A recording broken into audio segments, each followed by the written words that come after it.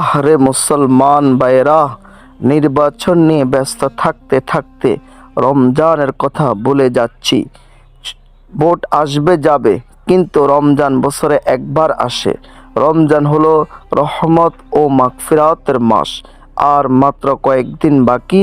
চলুন নামাজ ঠিক করি, কোরআন পড়ি, গুনাহ ছাড়ি, তাওবা করি। আল্লাহ পাক আমাদের সবাইকে মাহে রমজানের আমল করা, রোজা রাখার তৌফিক দান করুক, আমিন।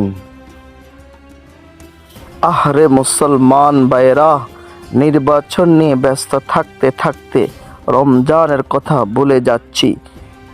ভোট আসবে যাবে, কিন্তু রমজান বছরে একবার আসে।